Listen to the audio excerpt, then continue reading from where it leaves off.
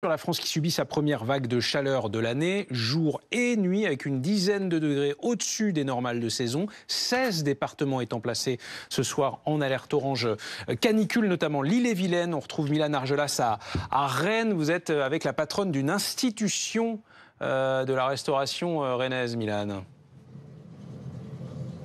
Oui, absolument. François, on est ici à l'intérieur d'une crêperie. Et vous l'avez dit, 35 degrés ici à Rennes aujourd'hui. Et forcément, cette chaleur, elle est accentuée ici à l'intérieur de ce restaurant avec ces crêpières qui tournent à plein régime toute la journée pour fabriquer des crêpes, tout simplement, comme vous le voyez actuellement. On est donc justement avec l'adjointe de direction de cette crêperie. Swan, racontez-nous comment on s'adapte face à cette chaleur. Bon, on ne s'adapte pas vraiment, on subit plus qu'autre chose. On essaye de faire avec, même si c'est pas facile. On n'a pas beaucoup d'ombre sur la terrasse, malheureusement. Donc non, on ne s'adapte pas trop, on fait avec, quoi. Et je le vois, votre tenue, short autorisé, c'est bien ça? Autorisé, on essaie de les faire pas trop courts quand même, juste au-dessus du genou, un peu en dessous. Pas de marcel, donc chemise manche courte ou alors t-shirt, mais vraiment, faut pas qu'on voit nos aisselles, etc. Donc ça rafraîchit pas tant non plus. Donc voilà, short autorisé pour le coup chez nous. Et est-ce qu'il y a peut-être des pauses fraîcheur plus fréquentes pour s'adapter? On essaye de faire des petites pauses plus régulières pour les employés qui puissent prendre l'air 5 minutes ou même 10, mais c'est pareil, parfois on n'a pas vraiment le temps de prendre une pause avec tout le monde qu'on accueille ici aujourd'hui. Donc on fait comme on peut, quoi. Merci Swan et bon courage. Vous avez entendu, Swan, il fait très chaud, c'est difficile parfois pour les commerçants et il devrait faire encore plus chaud ici à Rennes demain. 37 degrés sont attendus, c'est tout simplement la journée la plus chaude de la semaine. Merci Mylane, merci à Bastien Dufour qui vous accompagne à Rennes pour BFM TV. Bonsoir Loïc Rivière. Et bonsoir François. Dès aujourd'hui, on a frôlé les 40. 39 degrés, 39 relevés, notamment dans l'Hérault, mais aussi dans les Pyrénées-Orientales, en direction de l'Ardèche. Vous allez me dire, ce sont des départements qui ne sont pas en vigilance orange. Eh oui, j'allais vous le dire. Pourquoi il n'y a pas plus de départements en vigilance orange, hein, mais... Regardez la carte. Alors, 16 départements en vigilance orange, ça c'est pour aujourd'hui.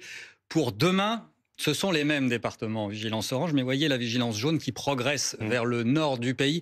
C'est important puisqu'en réalité, on aura des températures caniculaires sur quasiment toutes les régions, souvent bien au-delà des 35 degrés et parfois près de 40 degrés. Alors la différence entre les départements en vigilance jaune et orange, c'est la durée.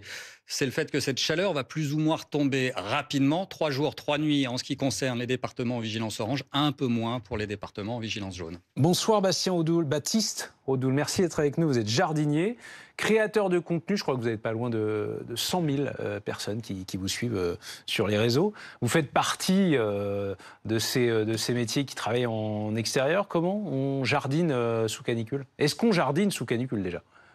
Eh ben d'abord, bonsoir à tous. Donc, oui, on jardine quand même. On s'arrête jamais. Donc, en fait, on essaie de réaménager un petit peu le planning. On attaque beaucoup plus tôt pour finir en début de matinée. Donc, voilà, on part sur une journée continue. On essaye aussi de réorganiser un petit peu les chantiers. Donc, comme on attaque plus tôt, on va plutôt privilégier des zones industrielles ou des zones commerciales. Donc, pour éviter de déranger un petit peu les voisins quand c'est des clients en particulier. Et surtout, après, on utilise de l'outillage électrique. Ça permet d'être moins bruyant, donc c'est mieux pour tout le monde. Voilà. Vous qui travaillez avec la météo, si je puis dire, est-ce que vous observez des changements, même si vous n'êtes pas très vieux, j'ai l'impression, mais le temps passant, le réchauffement, le dérèglement climatique s'installant, est-ce que vous voyez que c'est de plus en plus précoce et que vous devez prendre vos précautions chaque année encore un peu plus? Oui, on voit surtout que la sécheresse, elle est de plus en plus présente, en fait, surtout au niveau de la tonte, par exemple. L'herbe est beaucoup plus sèche plus tôt dans l'année. Les arbres aussi, ça leur pose quelques problèmes. Donc après, nous, on s'adapte personnellement. Après, on s'adapte en buvant beaucoup plus. Et puis voilà, on sort le short, les lunettes de soleil, le chapeau et la crème solaire.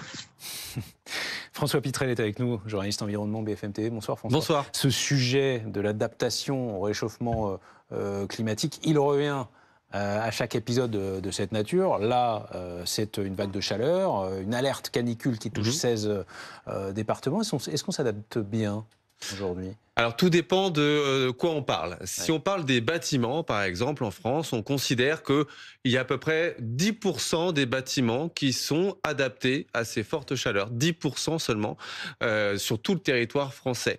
Ensuite, vous avez les villes, l'urbanisme, lui, par contre, il est en train de changer. On a de plus en plus de maires qui mettent en place de la végétalisation. Pourquoi ? Parce que ces arbres, eh bien, ils procurent de l'ombre, ce sont un peu des climatiseurs naturels, et puis ils ont tendance aussi à absorber, quand il y a beaucoup trop d'eau qui va tomber, quand il y aura des gros orages dans quelques jours peut-être, ils vont absorber, la terre va absorber, et donc créer moins d'écoulements et moins d'inondations. Et puis après, il y a l'adaptation de nos vies quotidiennes. Et ça, c'est encore un sujet qui n'est pas encore assez traité au niveau départemental, au niveau des villes, au niveau du gouvernement, parce qu'en effet, il va falloir peut-être qu'on adapte aussi nos rythmes de vie. D'ici 2050, Paris aura le climat de Madrid. Or, à Madrid, ou en Espagne en général, on a un rythme de vie différent. On ne travaille pas ou peu à la mi-journée parce que ce sont des horaires beaucoup trop chauds et donc on adapte la vie à ça. Il y a un autre sujet sur lequel vous nous avez alerté cet après-midi, c'est pour ça que vous êtes là ce soir, c'est le coût. Le coût des canicules. Alors oui, il y a une étude qui a été faite par Santé publique France entre 2015 et 2022 qui montre qu'il y a un coût de entre 22 et 37 milliards d'euros de la canicule. Alors, qu'est-ce que ça veut dire ? Le coût de la canicule, c'est déjà les décès et les interventions de plus en plus importantes aux urgences, dans les services de santé, pour consultation, pour les problèmes des personnes qui souffrent de la chaleur. Mais ça veut aussi de la productivité au travail. On travaille moins, il y a une inactivité, on va aussi moins peut-être dans les commerces parce qu'il fait trop chaud. Et on considère qu'au-delà de 24 degrés, par exemple, un élève a des moindres capacités à faire des calculs, à résoudre des problèmes complexes. Et puis, dernier élément, il y a l'agriculture. On a des rendements qui sont fortement impactés par ces fortes chaleurs. On considère qu'on a, en 2022, perdu à peu près 15% de notre production de maïs à cause de ces épisodes de chaleur. Loïc, le pic, il est attendu demain sur l'ensemble du territoire ? Les températures vont encore monter effectivement d'ici à demain. On pourrait s'approcher des 40 degrés localement. C'est la température qu'il faisait à Marrakech aujourd'hui. Alors vous voyez d'ailleurs dans un premier temps les températures relevées cet après-midi. Premier pic à 39 degrés dans l'Hérault, les Pyrénées-Orientales, en Ardèche. On a dépassé les 38 degrés en Vendée, mais également en Charente. Là, on est 10, 12 degrés au-dessus des moyennes de saison. 36,4 à Bordeaux. Il faut noter avec l'humidité, avec l'ensoleillement, un ressenti de 40 en réalité pour les Bordelais cet après-midi.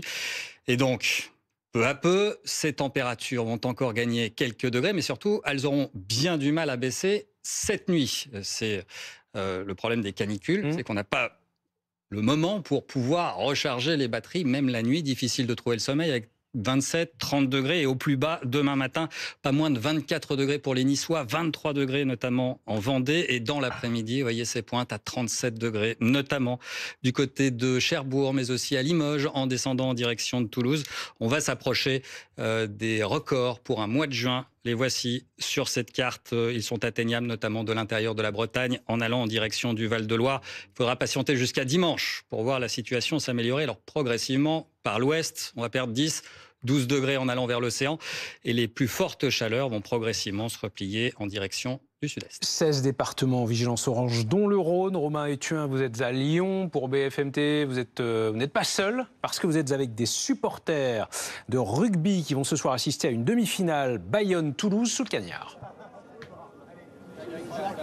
Tout à fait, sous le cagnard, c'est le mot. Regardez tout simplement derrière nous, il y a encore des centaines de personnes qui attendent de se diriger vers le stade de Lyon. C'est simple, il y a environ 5000 personnes qui doivent être déplacées vers le stade pour pouvoir regarder cette première demi-finale. Et vous le voyez, il y a dans cette foule beaucoup de casquettes et beaucoup de personnes qui s'hydratent. C'est important. Très important par cette chaleur de s'hydrater, effectivement.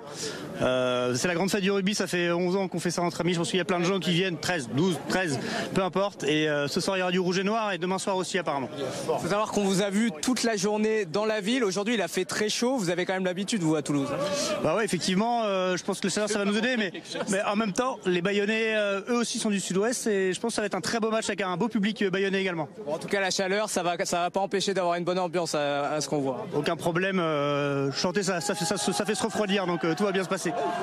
Voilà, donc vous le voyez, les tramways sont en train d'arriver. Et les supporters, ils n'attendent qu'une chose, c'est de regarder ce match. Visiblement, la chaleur ne va pas entamer leur enthousiasme.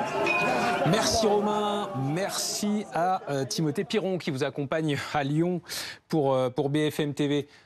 C'est un bon exemple de la manière dont on s'adapte au réchauffement, y compris dans le sport. Le Tour de France qui va débuter dans quelques jours, François, pourquoi on ne l'organiserait pas désormais en mars? C'est une vraie question parce que là, on est typiquement sur un phénomène de maladaptation. On va faire jouer des joueurs pendant près d'une heure et demie sous 40 degrés. On les met en danger. On les met en danger, on met aussi en danger le public. Et puis, évidemment, le Tour de France, épreuve cycliste internationale, qui se déroule au pire moment de l'année pour ces températures. Est-ce qu'il ne faudrait pas décaler? En tout cas, les organisateurs devront peut-être se poser la question dans les années à venir, comme pour les Jeux Olympiques, par exemple.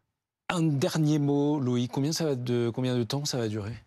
Alors ça va durer jusqu'à dimanche à l'ouest du pays. On pourra respirer dans le courant de la journée de dimanche. D'ailleurs, les températures vont chuter assez rapidement sur ce secteur. On pourrait s'approcher donc des 35-37 degrés, notamment en allant du côté de Cherbourg. En fin de journée, on aura probablement 20-25 degrés seulement. C'est un air un peu moins réchauffé, donc qui va arriver progressivement par l'ouest, mais il prendra son temps pour traverser le pays. Lundi, il fera encore très chaud en allant en direction du sud-est, et il faut noter, en ce moment, en plus de ces fortes chaleurs, un pic de pollution à l'ozone lié justement à ces chaleurs, à l'ensoleillement. Ce sont les polluants primaires qui réagissent pour former cette pollution secondaire, donc vous voyez, sur toutes les régions situées au sud de la Seine en réalité. Merci à tous les deux.